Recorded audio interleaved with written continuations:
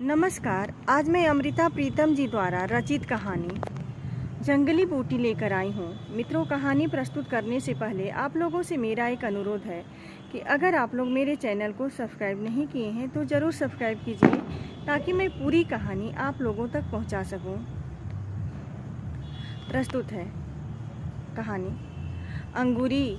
मेरे पड़ोसियों के पड़ोसियों के पड़ोसियों के घर उनके बड़े ही पुराने नौकर की बिल्कुल नई बीवी है। एक तो नई इस बात से कि वह अपने पति की दूसरी बीवी है, सो उसका पति दुहाजू हुआ।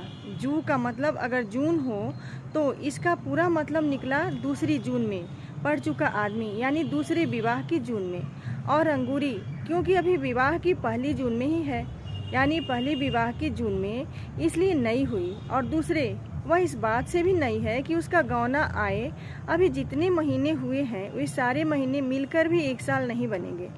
5-6 साल हुए। प्रभाती जब अपने मालिकों से छुट्टी लेकर अपनी पहली पत्नी की क्रिया करने के लिए अपने गांव गया था तो कहते हैं कि क्रिया वाले दिन इस अंगूरी के बाप ने उसका अंगूछा निचोड़ दिया था। किसी भी मर्द का यह अंगूछा भले ही अपनी पत्नी की मौत पर आंसुओं से नहीं भीगा होता, चौथे दिन या क्रिया के दिन नहाकर बदन पोंछने के बाद वह अंगूछा पानी में ही भीगा होता है। पर इस साधारण सी गांव की रस्म से किसी और लड़की का बाप उठकर जब यह अंगूछा निचोड़ देता है तो जैसे कह रहा होता है, उस मरने वाली की जगह मैं तुम्हें अपनी बेटी देता हूँ और अब तुम्हें रोने की ज़रूरत नहीं, मैंने तुम्हारा आंसुओं से भीगा हुआ अंगूछा भी सुखा दिया है। इस तरह प्रभाती का इस अंगूरी के साथ दूसरा विवाह हो गया था। पर एक तो अंगूरी अभी आयु की बहुत छोटी थी और दूसरी अंगूरी की माँ गठिया के रोग से जुड़ी हुई थी, इसलिए गौने की बात 5 सालों पर जा पड़ी थी। फिर एक एक कर 5 साल भी निकल गए थे और इस साल जब प्रभाती अपने मालिकों से छुट्टी लेकर अपने गांव गौना लेने गया था तो अपने मालिकों को पहले ही कहा गया था कि या तो वह अपनी बहू पत्नी को भी साथ लाएगा और शहर में अपने साथ रखेगा और या फिर वह भी गांव से न लौटेगा। मालिक पहले तो दलील करने लगे थे कि एक प्रभाती की जगह अपनी रसोई में से वे 2 जनों की रोटी नहीं देना चाहते। पर जब प्रभाती ने यह बात कही कि वह कोठरी के पीछे वाली कच्ची जगह को पोत कर अपना अलग चूल्हा बनाएगी, अपना पकाएगी, अपना खाएगी, तो उसके मालिक यह बात मान गए थे। सो अंगूरी शहर आ गई थी।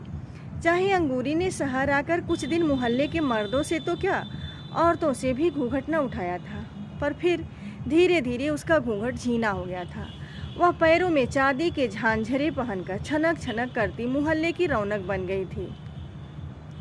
एक झांझर उसके पाँव में पहनी होती, एक उसकी हंसी में, चाहे वह दिन का अधिकतर हिस्सा अपनी कोठरी में ही रहती थी, पर जब भी बाहर निकलती एक रौनक उसके पाँव के साथ साथ चलती थी। यह क्या पहना है अंगूरी? यह तो मेरे पैरों की छैल चूड़ी है, और यह अंगुलियों में यह तो बिछुआ है, और यह बाहों में यह तो पछेला है, और माथों पर आलिबंद कहते हैं इसे। आज तुमने कमरे में कुछ नहीं पहना, तगड़ी बहुत भारी लगती है, कल को पहनूंगी।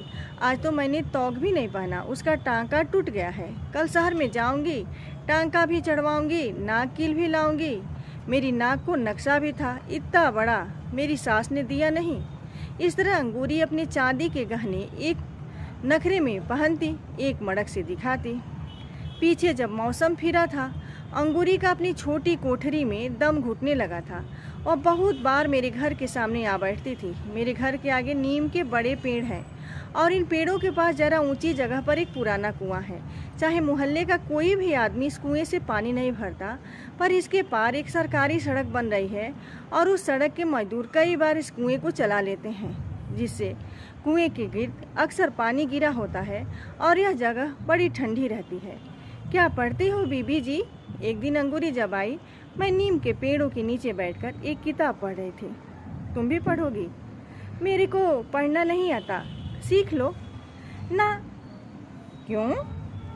औरतों को पाप लगता है पढ़ने से। औरतों को पाप लगता है, मर्द को नहीं लगता ना। मर्द को नहीं लगता, या तुम्हें किसने कहा है? मैं जानती हूँ ना। फिर मैं तो पढ़ती हूँ, मुझे पाप लगेगा? शहर की औरत को पाप नहीं लगता, गांव की औरत को पाप लगता है। मित्रों, आगे की कहानी मैं अगले वीडियो में लेकर आऊंगी। अगर आपको यह कहानी पसंद आई हो तो आप लाइक कमेंट जरूर कीजिएगा। धन्यवाद।